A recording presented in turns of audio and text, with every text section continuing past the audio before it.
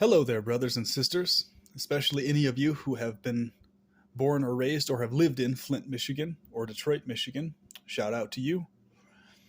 This video is going to be about growing up in Flint, Michigan, and the fact that I was born and raised there and my experiences there in that particular area from the time I was born up to the age of 12 and off and on in my teenage years when I went to visit my dad there off and on.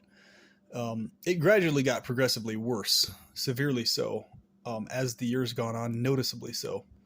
Um, so I was born in one of the last places that was halfway decent as a neighborhood in terms of crime rate and stuff like that. One of the last bastions of sanity, you could say, in the area. And we live physically next to a police station, so that probably helped to some extent, marginally. Not much, as you'll see soon. But where we live specifically, comparatively speaking, for Flint standards, was pretty good.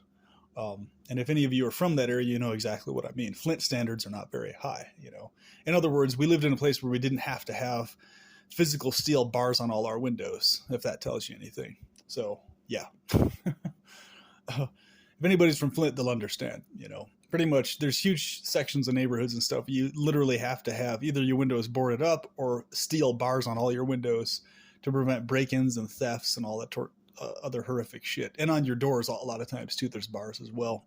But at least on the windows. Because thefts and crimes and rapes and, like, murders, all sorts of fucking shits, burglary, whatever, you know, arson. It's so fucking common in that area.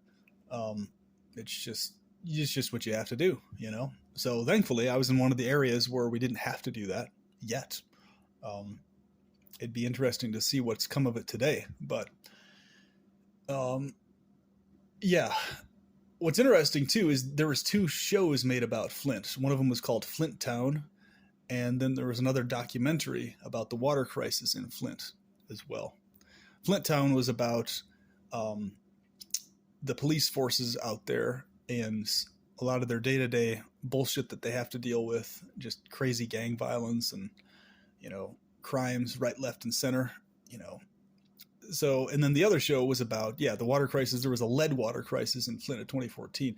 What's interesting, if you actually look at the history of Flint too, leading up to all that shit, it makes total sense how it got to that fucking point, right? So I'd found out about this fairly recently, but I experienced it firsthand living there for many years. But so Flint was known as one of the most racist areas in the entire nation, if not the most at certain points in its history.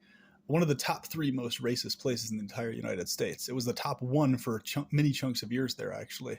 And that is actually what led to the crime issue being so bad later on. Because what had happened in the earlier days was it was segregation levels like you saw in the Deep South, and even worse than that in some cases, where you'd have the communities segregated into like rich, wealthy, Caucasian people, and then the other side would be darker skinned people who were low poverty level and all this sort of stuff. But they were kept there because they were separated out from like the richer areas of the neighborhood, right? And there was all these legal loopholes and all this weird shit that was used to achieve that. Even though in an open, blatant sense, it was technically illegal to segregate after a certain point. Before segregation itself became actually illegal, it was especially a bad issue. But even after segregation ended, they still found all these loopholes in the laws to maintain that. And so that is actually the main contributor to why the poverty in certain areas was just irrevocably, it was unfixable, because it was purposely being kept that way by the way it was set up. And anybody who lives there long enough, who had half a brain, understands that that was what was going on. So the school systems, in a lot of cases, they were just so bad, you'd have teachers just sitting there in the classroom, not even teaching the class, just doing their own fucking thing. And then the kids would just go in, be sitting at the chairs. The place would be fucking empty half the time, because, you know, if the teacher's just sitting there not doing anything, then they're just like, well, fuck it, let's just not even come here and just do something else, you know? So it's like, so there was one case where a guy, there was a book about Flint I was reading where a dude who was in a school there, he literally went in He saw the teachers just sitting there not even doing anything, and then half the classes were empty and shit, and he just was like, yeah, I'm fucking out of here. And so he just moved, made a life for himself fucking somewhere else, because he understood what the issue was there, right? So that's what we're talking about.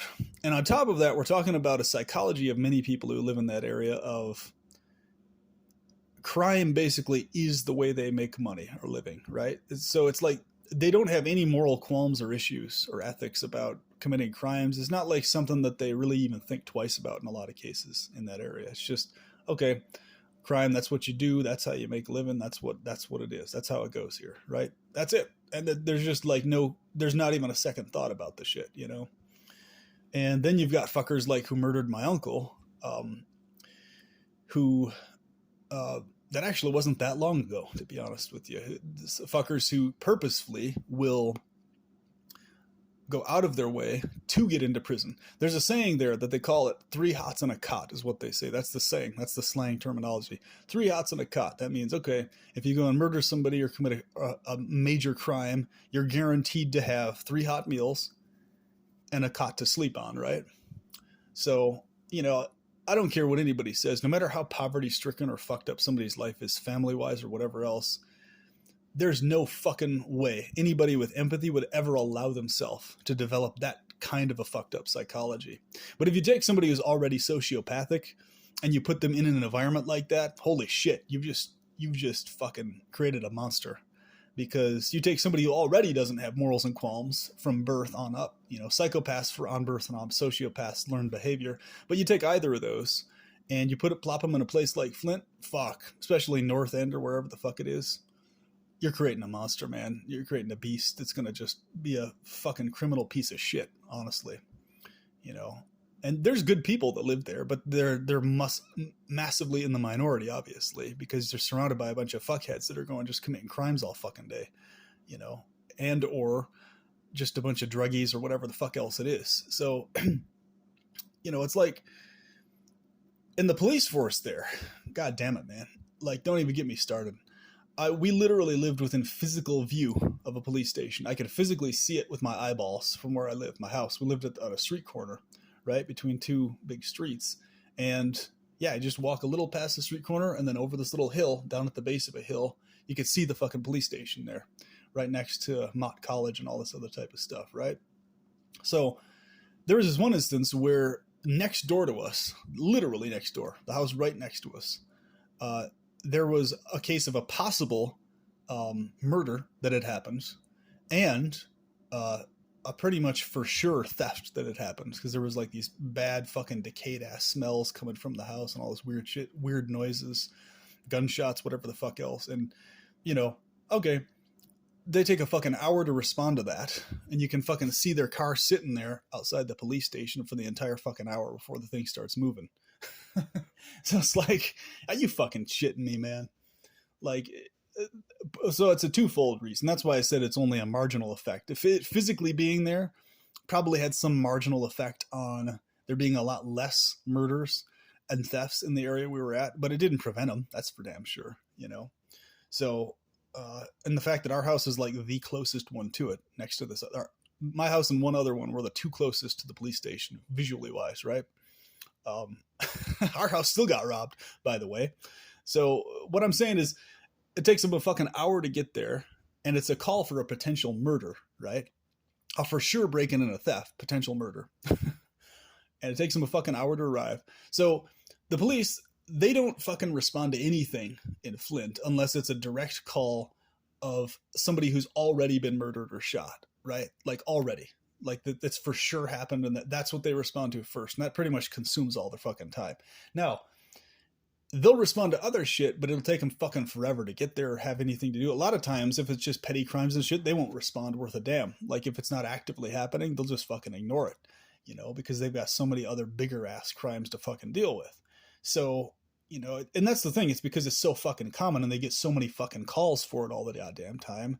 They just have to sift through which calls are like to prioritize and which ones not to, you know? So it's like, but that just gives you some picture of Flint. You know what I'm saying? Like if the picture's getting painted clearer and clearer now, I hope this has helped. But That's why the reason it's called Armpit of the Earth, and why the Flint bus system is something you should avoid like the plague, if at all possible. Is yeah, it's just full of scumbags, druggies, thieves, pickpockets. So just the scum of the fucking earth use the bus system in Flint, basically. And you're risking your life using the fucking thing, and you're risking a lot of other shit too. So that's why the vast majority of the time we avoided the bus and Flint, unless we were like in a group as a family and it was during the day and shit like that. And we were always equipped with weaponry or something, knives, pocket knives, kubatons on our key, whatever the fuck else, for self-defense, because we were a martial arts family and stuff. And that's the other part that actually helped me tremendously, is that I was raised in the martial arts. So my dad taught me arnis, which is stick, knife, and machete fighting and disarming techniques, from right when I was like 3 years old on up. Since I was able to physically do stuff with my hands, it was built into my muscle memory. And he ran a karate school, martial arts school, that I assisted him running. And so my physical development developed along with punching and kicking and disarming and blocking. So for me, a lot of the stuff that might take people a handful of years to get used to and get good at, for me, it was already in my muscle memory by the time I was into my teenage years. So how to throw a proper punch, how to block, how to do all this stuff properly was already in my system. And the psychology that comes along with that, of always being alert, walking a certain distance, staying in the light, being armed, looking around corners before you actually take them and shit like that. All that stuff was just ingrained in me living in Flint, and it helped tremendously because it kept me out of every fucking dangerous situation.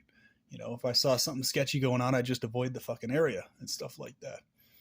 My dad had a lot less success with it, but I think his martial arts skills just barely saved his life, because he would kind of go out of his way to be confrontational with people and shit when he shouldn't have and didn't need to. And it led to him getting stabbed at least once or twice, and many other near-death altercations, guns to the head and shit like that. So, yeah, not a good idea to agitate people more if they're already, holding a gun to your head or like trying to rob you or some shit. But, he survived, he made it, but just by a hair's thread. So thankfully, I just avoided conflicts entirely, and I was able to keep out of those situations completely because I was smart about it, But basically, after having left there and after having experienced life in Idaho now, Boise, Idaho, it's absolutely tremendous, because out here, the crime rate is so fucking low. There's almost none of it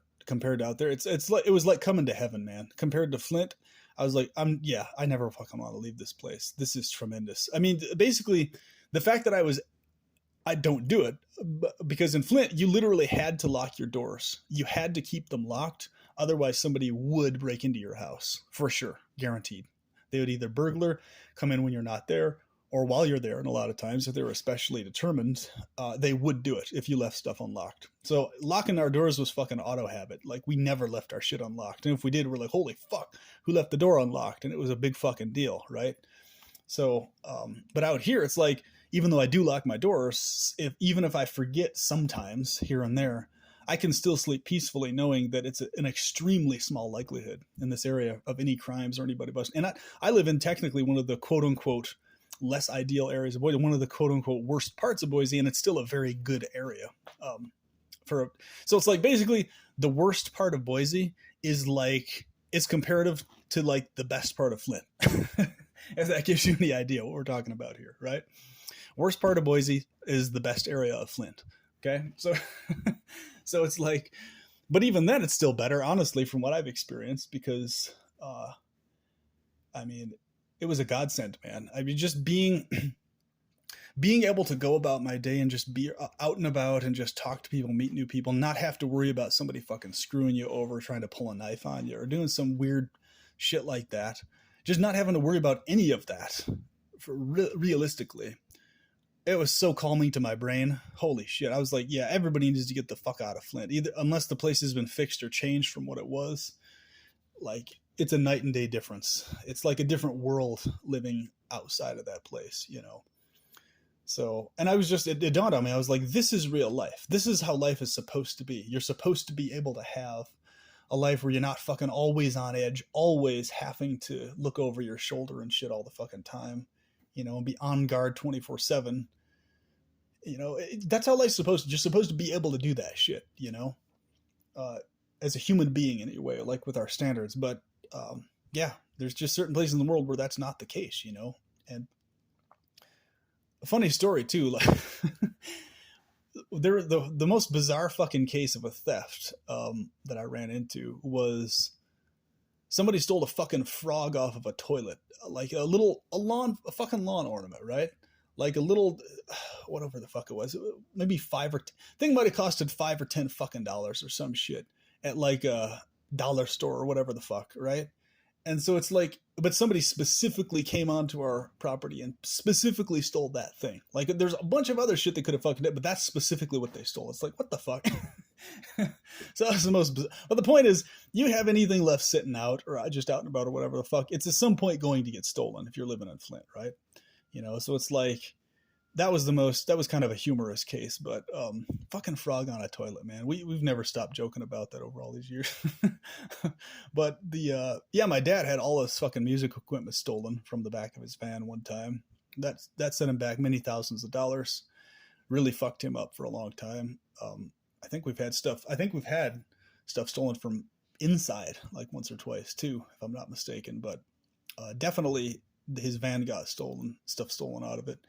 And yep, various things from like the front, you know, lawn area and stuff like that. So the point is, if you don't keep stuff sealed up or locked away, it will be stolen. And it's kind of hard to, like, if you're living in another area where that's not the case or has never really been the case, where you're literally able to just go to sleep and you're able to have the door left unlocked all night, and you can wake up comfortably knowing you're probably not going to get murdered or shot, or somebody's probably not going to break in. That's like a massive blessing, being able to do that. Like, but if you're living in a situation where you have to lock the doors all the fucking time, otherwise somebody busts in, it leads you to have a very different psychology towards human nature, towards life, towards reality, right? And so I've noticed that a lot of my fellow antinatalists are from Michigan, Flint, Michigan, Flint or Detroit, Michigan, and or those areas nearby, southeastern Michigan, basically. And I get it. I fucking understand it, because it's like I'm from the same area.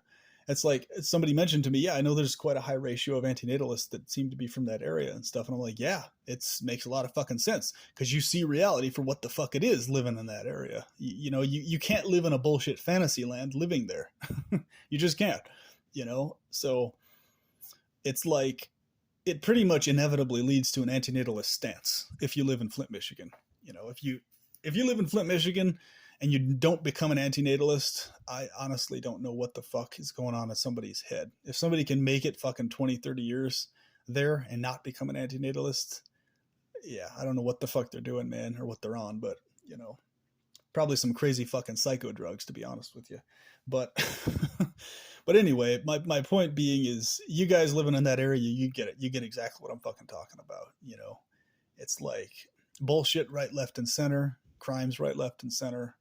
You know, it's just, damn, dude. It's literally, you know what? It's like that area would go so fucking fast into like a third world country Mad Max situation. It wouldn't even be fucking funny, man. If the economy were to actually collapse and shit, it's like the only thing keeping it from turning into a literal all out third world situation is like food banks, like modern amenities, right? Unemployment benefits. If that stuff didn't fucking exist, that place would be fucking like, you know, a bunch of places in sub-Saharan Africa where they, you know, it's just, yeah, it's just insane, man, in terms of the lack of facilities and stuff, you know? So it's just, yeah, it's just these basic modern things holding the fucking thing together, really. I mean, if that was, it'd be gone, you know? It's just, and yeah, other places would too, but that place would be toast, man, if the economy were to collapse and stuff like that, you know? But who knows? Maybe people would band together and somehow get some common sense to fight against it, but let's not cross our fingers, you know, with wishful thinking. But anyway, I hope that was an interesting insight into my background in Flint, Michigan, a little bit what it's like to live there, what it was like, and why I'm so glad to not live there anymore, why I'm glad to be out, you know, and why I'm much happier that I am, in fact. So yeah, without any further ado, I will talk to you guys later. But always remember, do please be grateful for what you do have that is good, that is positive amidst this ocean of madness and insanity. And focus your hopes, dreams, desires, and inspirations on those very few positive things that give you joy. Talk to you later.